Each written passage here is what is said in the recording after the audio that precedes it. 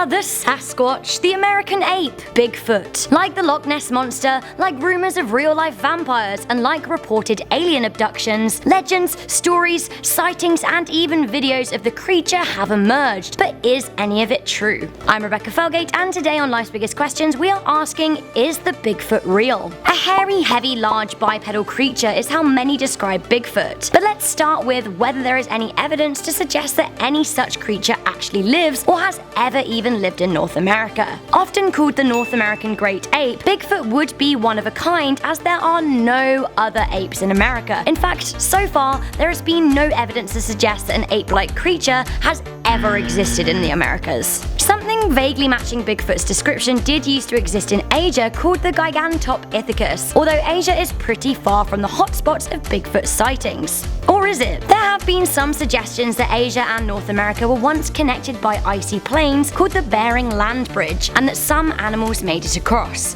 That being said, Bigfoot sightings have been reported across all parts of the United States, and it seems unlikely, with the lack of any fossil evidence whatsoever, that this creature could have populated or traveled to every corner of the country. The Gigantopithecus is an extinct primate, and while it does have some pretty similar attributes to the descriptions of Bigfoot, at the same time, it is more likely to have been a quadruped rather than a biped, which is always how Bigfoot is reported. Some say that the reports of a large black being are more likely to be sightings of black bears standing on their 2 feet. Others suggest that Bigfoot could be some kind of surviving Neanderthal. In 2015, huge teeth marks in some elk ribs were discovered in the Cascade Mountain range. These bite marks were consistent with Neanderthal-sized teeth, with bears and other wild animals ruled out. Of course, this deepens the mystery, as no skeletal remains of younger than hundreds of thousands of year-old humans have been found to support this theory. Without a skeleton of a Bigfoot anywhere to be found, how can we believe it to be real? Should our lack of evidence discourage us from believing thousands of oral reports, sightings, pictures, and even videos? Legends of a Bigfoot-style creature have been discussed in Native American folklore for centuries, but of course, that is possibly just it. Folklore. Some stories even give Bigfoot superpowers, such as the ability to turn invisible. Legends of wood and mountains are entertaining, but shouldn't be considered alongside scientific fact, or even as evidence whatsoever. So where is the evidence that has millions of people believing in Bigfoot? It is supposedly in images and recordings that have been made of sightings and encounters. Some of the more credible include the 1970s Sierra sounds, which were recordings made in California's Sierra Nevada mountains in collaboration with a newspaper journalist from Sacramento. The recordings documented strange and unidentifiable sounds that many think is evidence of a primitive language.